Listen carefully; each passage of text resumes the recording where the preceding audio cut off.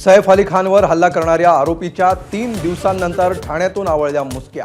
भुर्जी पाव खाल्ल्यानंतर जीपेने केलेल्या पेमेंटमुळे ठाव ठिकाणा सापडला। 5 दिवसांची पोलीस कोठडी।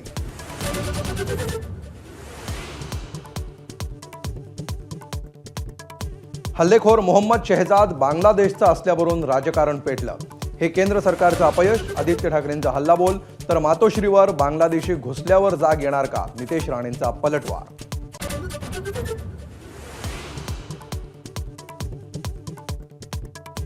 हल्लेखोराच्या अटकेनंतर किरीट सोमय्यांची कासार वडवलीतल्या लेबर कॅम्पवर धडक। मजुरांच्या कागदपत्रांची तपासणी, पोलिसांनी कोम्बिंग ऑपरेशन करण्याची मागणी।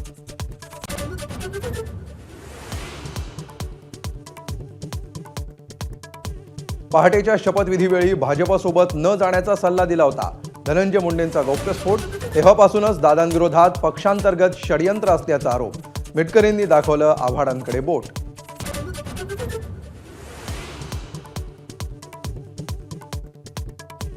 आपण अभिमन्यू नाही तर अर्जुन। राष्ट्रवादीच्या शिबिरात धनंजय मुंडेंची खतखत बाहेर।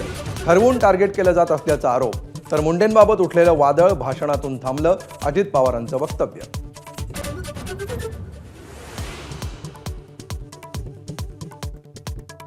बीडच्या प्रकरणावरून नवाब मलिकांचा राष्ट्रवादीला घरचा आहेर। पक्षाची आणि पक्ष नेतृत्वाची बदनामी होत असल्याचं मत।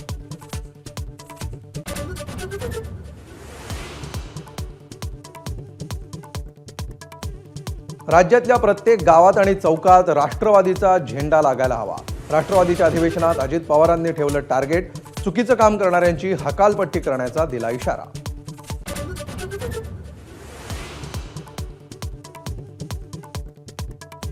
दादा भुसे आणि भरत गोगावलेंना पालकमंत्रीपद न मिळाल्यामुळे शिवसेनेत नाराजी। गोगावलेंचे कार्यकर्ते भडकले, तर शिंदेंच्या अचानक दरेगावच्या दौऱ्यामागेही नाराजीचं कारण असल्याची चर्चा।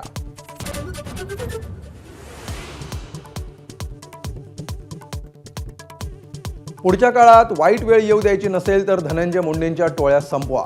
संभाजीनगरमधल्या जनआक्रोश सभेत मनोज जरांगेंचा घणाघात। अंबादास दानवे, आनंदराज आंबेडकरांचाही मोर्चात समावेश।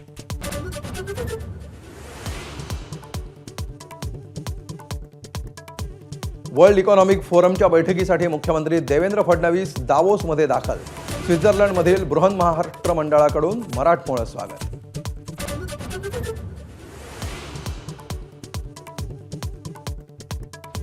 प्रयागराजच्या महाकुंभ मेळ्यात भीषण आग। आगीमध्ये तंबू आणि इतर साहित्य जळून खाक। आगीवर नियंत्रण मिळवण्यात काही प्रमाणात यश।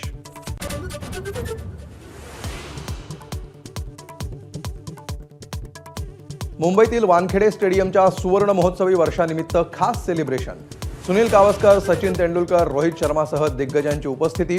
संगीतमय कार्यक्रम आणि लेझर शोचंही आयोजन।